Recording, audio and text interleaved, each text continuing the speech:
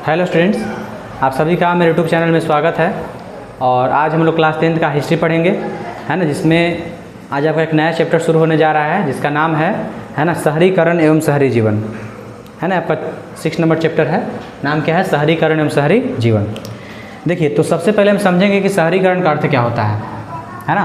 तो शहरीकरण का अर्थ क्या होता है, देखिए अगर हम बात करें शहरीकरण के अर्थ का, है ना, कि शहरीकरण का अर्थ होता क्या है, तो जब कोई गांव या ऐसे कर सकते हैं किसी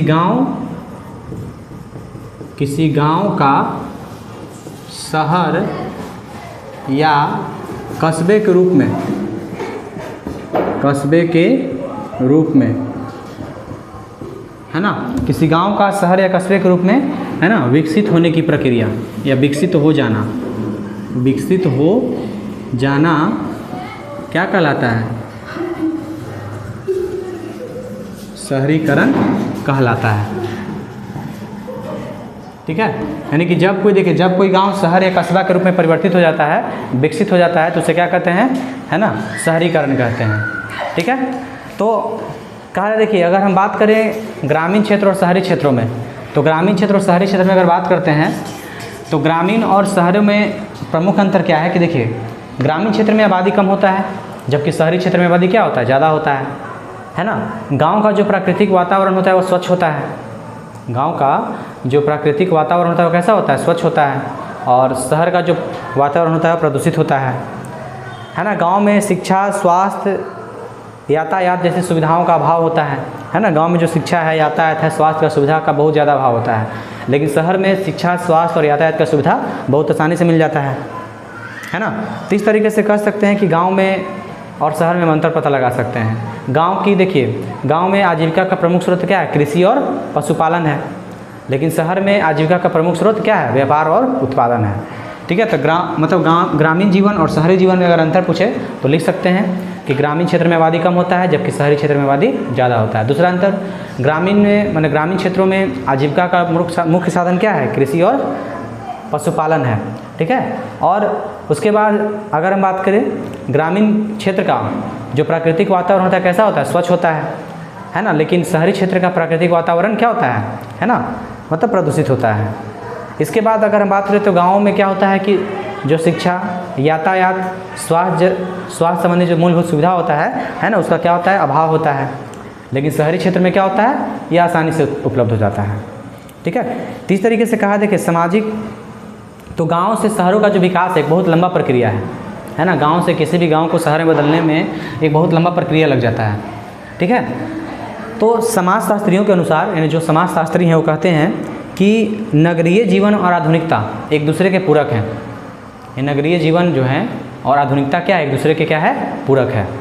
ठीक है, और शहर को आधुनिक व्यक्ति का प्रभाव क्षेत्र माना जाता है ना। जिस व्यक्ति में मॉडर्न आधुनिकता का गुण ज़्यादा रहेगा वही शहर में सर्वाइव कर पाएंगे, है ना, नहीं अपना जीविका चला पाएंगे।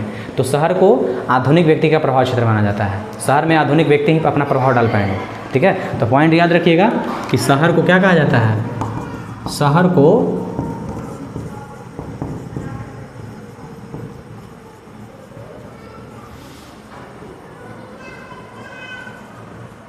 आधुनिक व्यक्ति का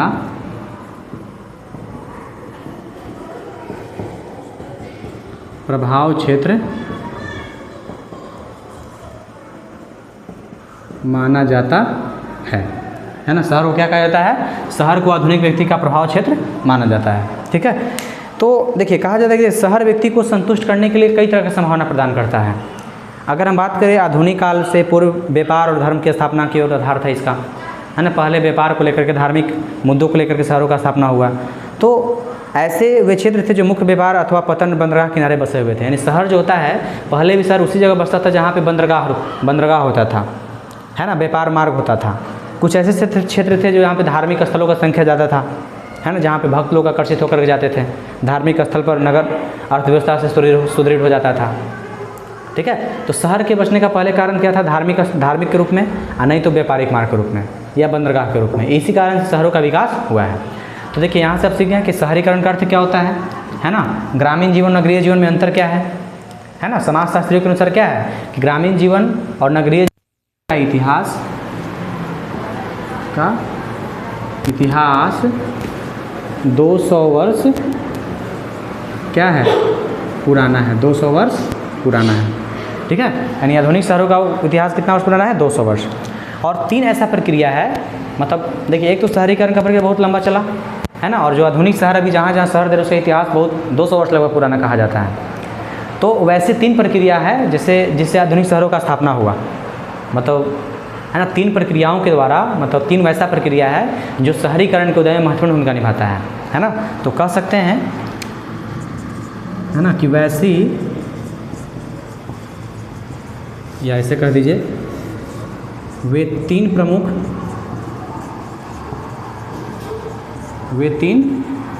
प्रक्रिया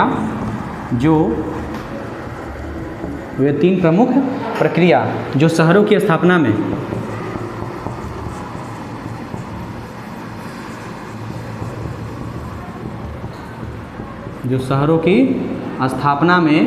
निर्णायक भूमिका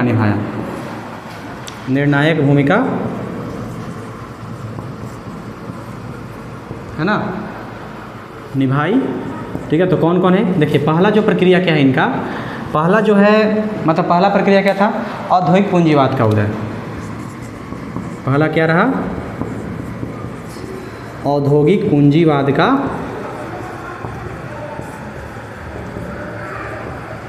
उदय। दूसरा प्रक्रिया क्या रहा है ना, दूसरा है विश्व के विशाल भूभाग पर औपनिवेशिक शासन की स्थापना, है ना।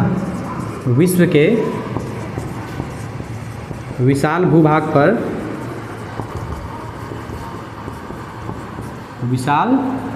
पर औपनिवेशिक शासन की स्थापना, औपनिवेशिक शासन की स्थापना। और लास्ट जो आपका तीसरा प्रक्रिया है ना, ये रहा आपका कि लोकतांत्रिक आदर्शों का विकास।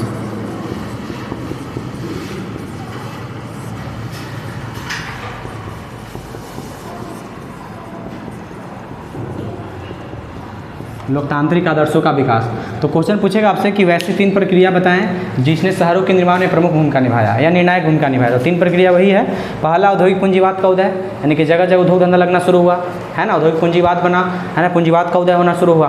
दूसरा, विश्व के बहुत बड़े भाग पर, यानी विश्व के अधिकतर देशों पे मतलब औपनिवेशिक शासन होने लगा, है ना, कि जगह जगह जा करके मजबूत राष्ट्र अपने से कमजोर राष्ट्र पर कब्जा करने लगे, वहाँ पे अपना शासन में जमा लिए। तीसरा कि हर जगह लोकतांत्रिक आदर्शों का विकास हुआ, हर जगह लोकतांत्रिक विचार मॉडल आया, है ना, मतलब हर देश में राष्ट्रीयता की लहर दौड़ गई। तो ये 3 प्रक्रिया जो है मतलब विश्व में शहरों के निर्माण में महत्वपूर्ण भूमिका निभाता है। ठीक है, इस तरह कहा जाता है कि सामंती व्यवस्था से हट करके हम लोग, है ना, प्रगति शहरी व्यवस्था की ओर प्रगति बढ़ने लगे। यानी पहले सामंतवादी समाज था, तो सामंती व्यवस्था से हट करके किस तरह का व्यवस्था आ गया, है ना, प्रगतिशील शहरी व्यवस्था का प्रवृत्ति बढ़ा। ठीक है, अतः नगरवाद जनसमूह के बड़े भाग के आधुनिक करता है, यानी कि नगरों में जनसंख्या का बहुत बड़ा भाग निवास करने लगता है। यहाँ से देखिए, जब शहरीकरण हुआ तो यहाँ से स्थायी जीवन का शुरुआत हुआ, है ना। पहले जहाँ लोग खाना बदोशी जीवन पत्ती थे, है ना, मतलब भोजन संकलन करते, भोजन जमा करते थे, उनको खाना बदोश जीवन कहते थे। लोग जगह जगह जा कर भोजन को जमा करते थे, है ना, और अस्थायी कृषि करते थे। लेकिन अब लोग अस्थायी कृषि करना शुरू कर दिए, है ना, मतलब कहने का उत्पादन करना शुरू कर दिए।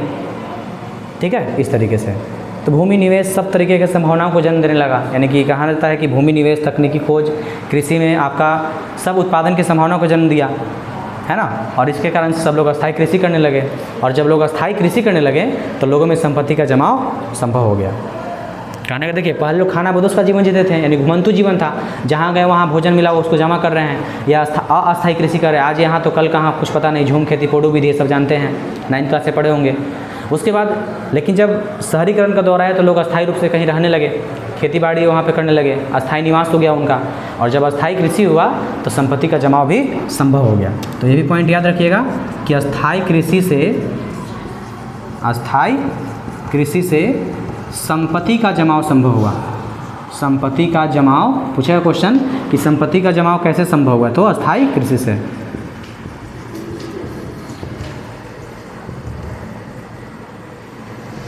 ठीक है, तो अस्थायी कृषि से क्या हुआ, संपत्ति का जमाव संभव हुआ। और जब संपत्ति का जमाव संभव हुआ, सब लोग के पास जब संपत्ति ज़्यादा बनने लगा तो कुछ के पास संपत्ति ज़्यादा हुआ, कुछ के पास कम आया, जिससे क्या हुआ, समाज में विषमता उत्पन्न होने लगा। अब जो लोग ज़्यादा संपत्ति वाले थे वो उच्च श्रम मतलब उच्च जाति के बन गए, है ना। यानी कहने का मतलब है कि उच्च श्रम विभाजन होने लगा, यानी पैसों के आधार पे श्रम विभाजन होने लगा, जाति प्रथा होने लगा यहाँ से। मतलब सब खेल पैसों का ही था, है ना, संपत्ति का था, है ना। जिसके पास ज़्यादा संपत्ति था समाज में ज़्यादा प्रतिष्ठा मिल गया, लेकिन जिनके पास कम था, भूमि का भूभाग कम था, है ना, उन लोग को मतलब सबसे निचला श्रेणी में रख दिया गया। और इस तरीके से इन परिवर्तनों के आधार पर ग्रामीण जीवन के उद्भव को आधार मिला और यहाँ सामाजिक संगठन आधारित हुआ। तो बात समझ रहे हैं, है ना। यही आपका शहरीकरण है। शहरीकरण समझ रहे हैं ना, किसी जब कोई गाँव शहर या कस्बे के रूप में बदल जाता है उसे शहरीकरण कहते हैं, है ना। और शहर को जानते हैं कि समाजशास्त्रियों के अनुसार इस शहर को आधुनिक व्यक्ति का प्रभाव क्षेत्र माना जाता है, यानी शहर में आधुनिक व्यक्ति ही जी सकते हैं, है ना। और शहर में और ग्रामीण क्षेत्र में आपको अंतर पढ़ाए ही अभी कि ग्रामीण में आबादी ज़्यादा होता है, शहर में ग्रामीण क्षेत्र में आबादी कम होता है, शहर में आबादी ज़्यादा होता है ना। गांव का मतलब ग्रामीण क्षेत्र में प्राकृतिक वातावरण स्वच्छ होता है, शहर क्षेत्र का प्रदूषित होता है।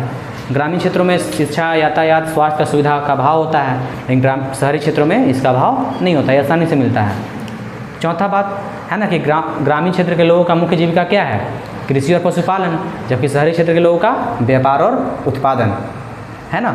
धीरे धीरे मतलब कहने का मतलब है जितना भी आधुनिक शहर है उस सबके उदय का इतिहास कितना वर्ष पुराना है, 200 वर्ष पुराना है ना। पहले जहाँ एक तरह से लोग कहते क्या थे, मतलब पहले जहाँ लोग घुमंतु जीवन जीते थे, खाना बदोश का जीवन जीते थे, वहाँ पे लोग जब से शहरीकरण का दौर आया तब से क्या हो गया यहाँ पे, है ना, मतलब अस्थाई निवास शुरू हुआ, अस्थाई कृषि करना शुरू किए। और जब अस्थाई कृषि हुआ तो अस्थाई कृषि से किसका जमाव संभव हुआ, संपत्ति का जमाव संभव हुआ।